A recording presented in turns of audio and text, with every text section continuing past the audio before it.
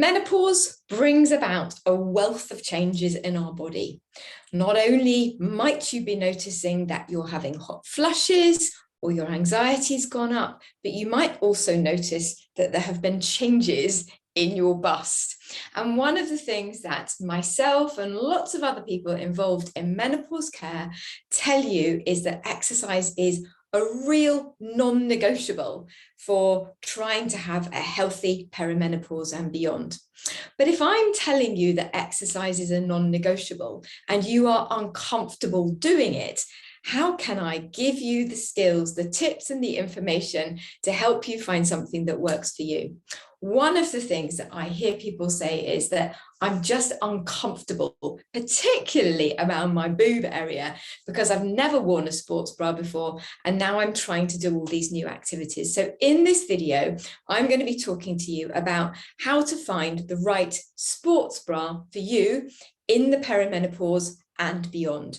The 3 different types of sports bra you might look out for, why it's so important, the 2 different types of back of sports bra you might look out for, how to know when the bra you're wearing isn't the right one for you, and then what to look for when you decide, right, okay, I'm going to go and make that purchase and I'm going to buy something right for me.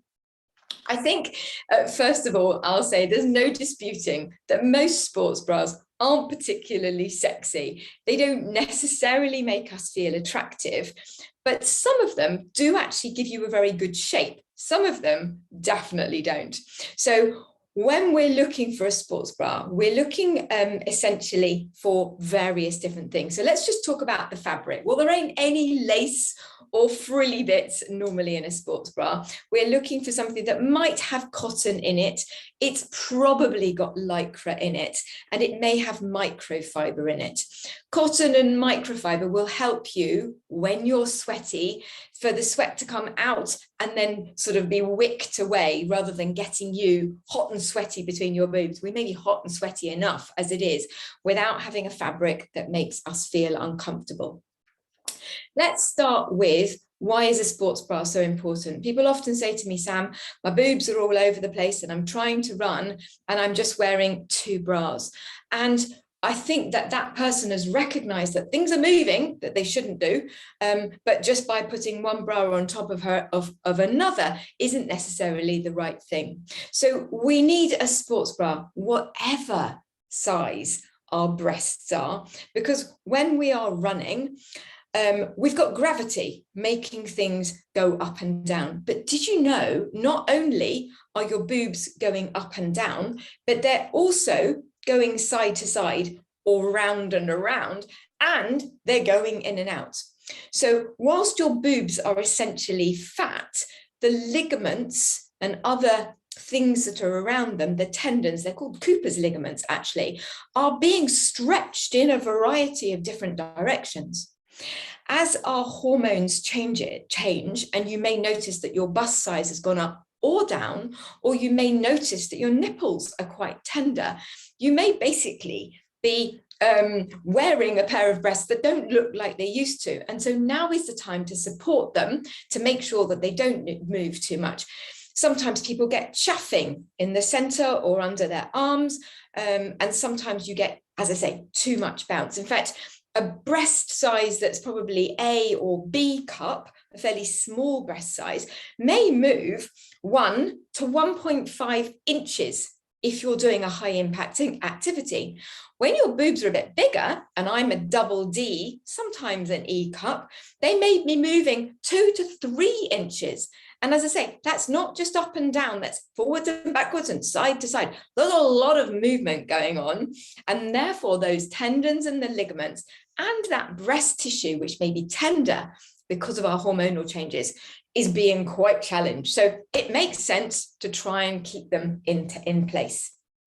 When you're looking for a bra, not only are you looking for the fabric to be right, but obviously it's really important that you're looking for the fit to be right. Essentially, there are 2 different types of bras. There's the ones that cup your boobs in place, okay? And so basically one boob is encapsulated is the word, in one cup and the other one in another cup. And then there's the squash and squeeze. So some bras literally work by squashing everything to your chest and then don't let it move very much. And other ones trap that breast tissue in individual cups. So depending on what type of activity you're doing, you may choose a different type of bra. Now, there are some newer bras available now that both do the squash and squeeze and the encapsulated, a sort of a combination bra. And that may be the best thing for you. So let's just take this on a little bit further. A low impact activity like walking or perhaps strength training, where there's very little bounce, may be right for you to try a bra that is a low impact. And most bras now give you an indication of what type of activity they're for. If you're doing something which is a moderate impact activity, let's say you're cycling, essentially with cycling, we're fairly stable, but up you go and over a bump, and then everything goes flying. Look at me, I've got a standard, make you dizzy, a standard normal bra on. And if I jump up and down, these babies go up and down. So a medium activity might be suitable for something that's not very, very bouncy. And then a high impact activity is running or perhaps boxing, anything, a HIIT class where there's a lot of activity likely to be going on, not only in your legs, but in your breasts. So that's how you might choose. You might then look at the back of the bra. So when I help people decide about how to go and buy the bra, generally I suggest that they need to be somewhere where they're really comfortable trying on a different variety of bras, looking at the back of the bra, looking at this strap bit of the bra, looking at how they feel. And bras that keep you very much in place, eventually you need a degree to get in and out of it. It's incredibly embarrassing. So if you're in a very, very small changing room and there's a lot of people outside and you feel very unsure, you're not going to be very relaxed trying on the bra. So you need to be somewhere where you feel safe.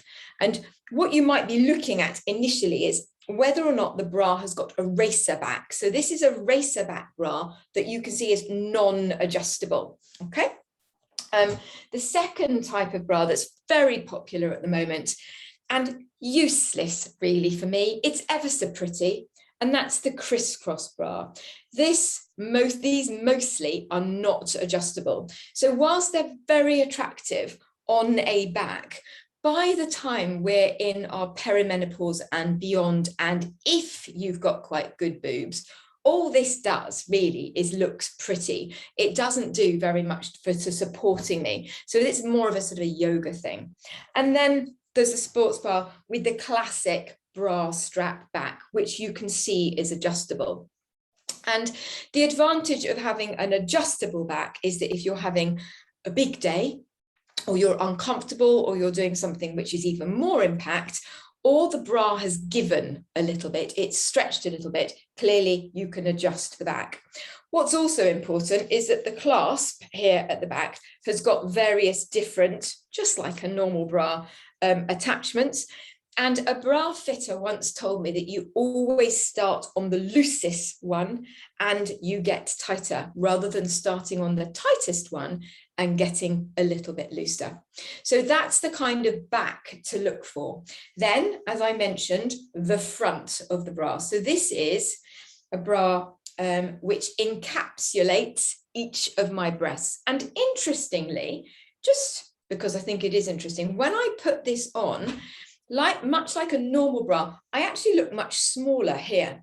Whereas when I put this great big voluminous thing on, which does encapsulate my breasts, the shape of it isn't anywhere near as flattering. And when I put this on, well, basically that's the squash and squeeze. And with a loose t-shirt over the top, again, really not on me particularly flattering. So you have to look at what feels right for you. How do you know whether the bra you've got on or you're trying on is the right one for you? Well, first of all, the bit that gives 70% of the support is not actually that cup, but it's this band here that goes around here. Anybody who has ever done running for perhaps some time will have seen potentially that there are some bras that you can actually put a heart rate monitor in under your chest here. Now, when I did that, I found I couldn't breathe.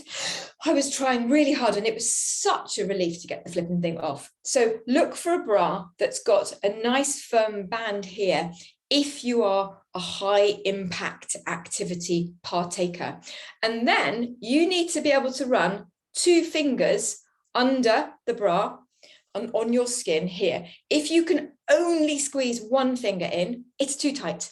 And you either need to loosen it here or you've got the wrong size. And exactly the same goes for these straps here. You need to be able to get 2 fingers under these bra strap, under this strap here. Actually, if you lift your arms above your head, this bra shouldn't move at all. If the bra moves as you take your arms above your head, it's not going to be supportive enough for you to do the activity that you're purchasing it for. How do you know if your bra is too tight or it's the wrong fit? You'll probably get neck ache or backache or even breast pain or chaffing. You can see when you jump up and down, I've already demonstrated that your boobs are moving.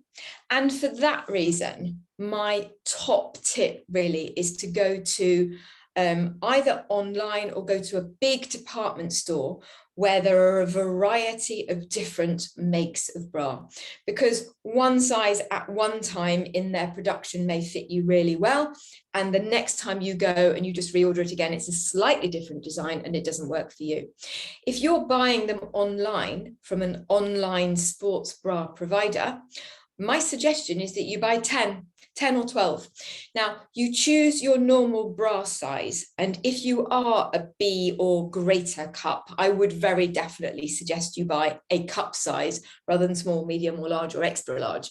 So you buy your standard cup size. Don't try and go down to make it support you better, because the way that they are designed should be what supports you better.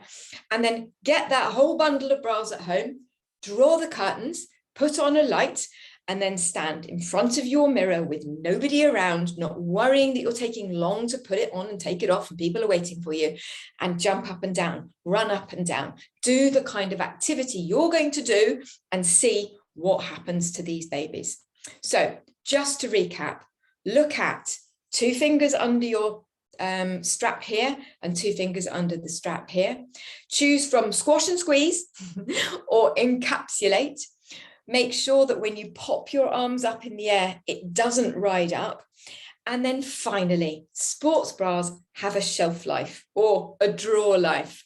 Really, if you've washed your sports bra and you've had it for more than a year, it's probably given a little bit. So even if when you purchased it, everything was in place and doing what it's meant to do, now when you jump up and down, it's all moving 2 or 3 inches. It's time to go. I hope that helps a little bit. You think about your breasts in perimenopause and menopause, which may have changed because of the decline or fluctuation in your hormones, and it enables you to make the right decision to buy something that's going to help you keep moving.